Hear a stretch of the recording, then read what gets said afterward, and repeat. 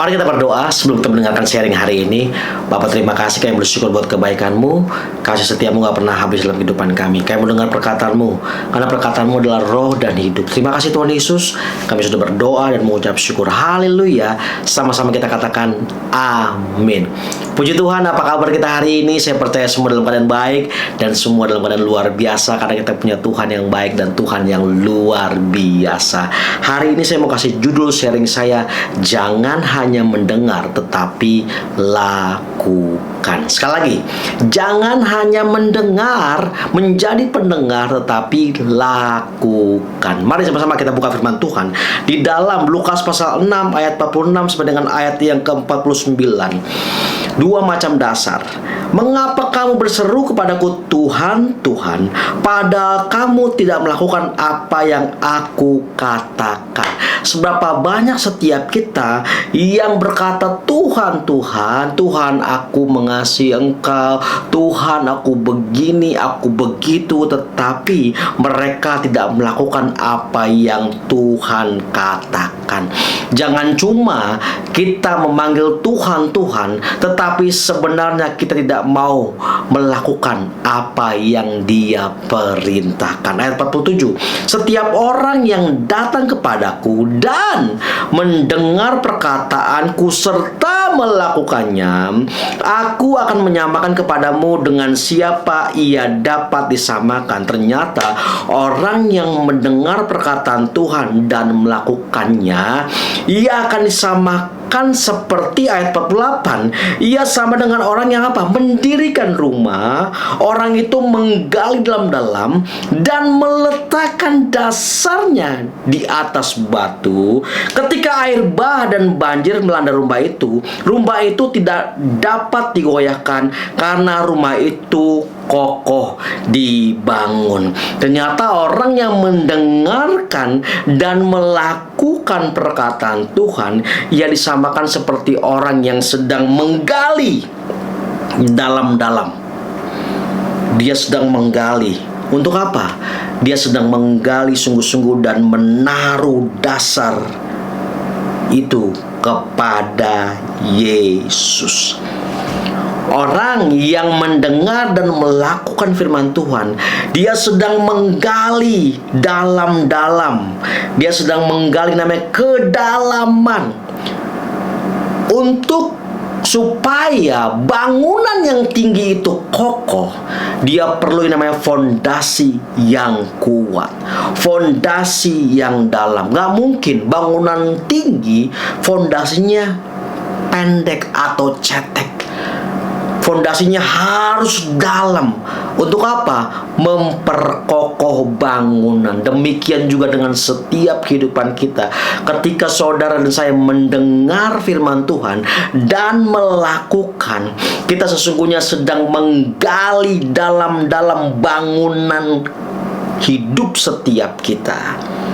Fondasi setiap kita sedang bangun dalam-dalam untuk supaya bangunan rumah rohani kita kokoh dan tidak dapat digoyahkan. Akan banyak hal yang akan menggoyah hidup setiap kita.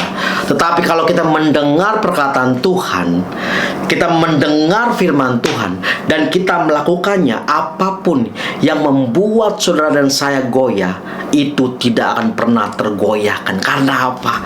Karena saudara mendengar dan saudara melakukan dengan setia, melakukan dengan taat. Karena saudara membangun fondasi yang dalam di dalam Tuhan. Oleh sebab itu, biarlah setiap kita bukan hanya kita mendengar, wow, firman Tuhannya hebat, wow, firman Tuhannya dahsyat, wow, saya sangat diberkati dengan firman Tuhan itu, tapi kita tidak melakukan apa-apa. Jangan cuma hebat untuk mendengar, tetapi biarlah setiap kita hebat juga untuk melakukan apa yang Tuhan katakan, supaya kita tidak dapat digoyahkan oleh hal apapun. Kita tetap berdiri sesuai dengan kebenaran. Ayat 49. Akan tetapi barang siapa mendengar perkataanku tetapi tidak melakukannya, ia sama dengan seorang yang mendirikan rumah di atas tanah tanpa dasar. Ketika banjir melanda, rumah itu segera rubuh dan hebatlah kerusakannya. Orang yang cuma mendengar perkataan Tuhan dan tidak melakukannya, dia sedang mendirikan rumah di atas tanah tanpa dasar. Kita mendirikan bangunan tanpa ada dasar fondasi yang kuat untuk memperkokoh bangunan itu. Ketika badai angin datang dalam kehidupan atau rumah rohani, itu akan hancur dan hebat kerusakannya karena tidak punya kedalaman. Biarlah setiap kita bukan cuma mendengar firman Tuhan dan perkataan Tuhan, tetapi setiap kita harus melakukan firman Tuhan. Kita harus nurut sama yang namanya perkataan Tuhan, supaya bangunan rumah rohani kita kuat. Bangunan rumah rohani kita kuat, karena badai angin itu bisa datang kapan saja dalam kehidupan setiap kita. Tetapi kalau kita membangun fondasi kita yang dalam di dalam Tuhan, kita tidak akan dapat digoyahkan. Karena apa? Karena rumah yang saudara dan saya bangun itu kokoh di dalam Tuhan. Bapak Ibu saudara terkasih dalam Tuhan Yesus, biarlah setiap kita bukan cuma mendengar, hebat dengerin, tetapi kita juga menjadi pelaku firman Tuhan. Supaya apa? Supaya setiap kita kuat, supaya setiap kita kokoh. Karena kita nggak kuat tanpa Tuhan. Kita nggak bisa kokoh kalau kita nggak bangun dasar itu di dalam Tuhan. Kita perlu Tuhan dalam setiap kehidupan kita.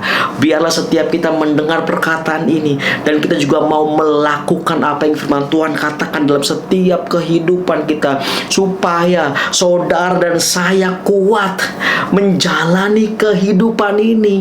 Karena akan ada kelokan-kelokan, tanjakan, turunan dalam setiap kehidupan kita, dan itu tidak membuat saudara dan saya terjatuh, tetapi membuat setiap kita tetap kuat dan kokoh, karena kita membangun fondasi kita di dalam Tuhan. Kita membangun kedalaman di dalam Tuhan. Nah, bagaimana caranya kita membangun kedalaman di dalam Tuhan?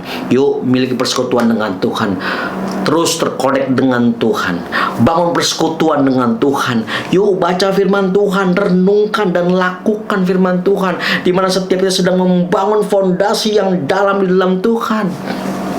Jangan sampai rumah rohani kita nggak punya fondasi, dan pada akhirnya rumah yang kita dirikan akan gampang rusak. Kita jadi orang yang yang gampang nyerah, yang gampang komplain, yang gampang kecewa, yang mudah marah, yang mudah ngamuk-ngamuk. Tetapi kalau kita membangun dasar yang dalam di dalam Yesus, di mana setiap kita mendengar firman Tuhan, kita meneliti kebenaran firman Tuhan, dan kita melakukan firman Tuhan, kita sedang membangun dasar yang dalam di dalam Tuhan, supaya setiap kita di dalam perjalanan kehidupan kita kuat.